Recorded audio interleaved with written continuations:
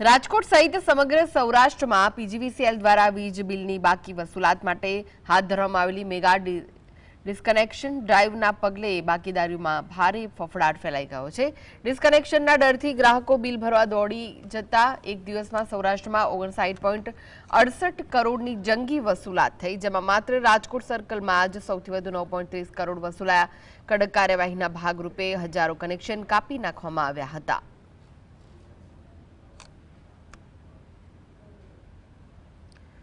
તો વીજ કનેક્શન ડિસ્કનેક્શનના લઈને જંગી આવક થઈ છે।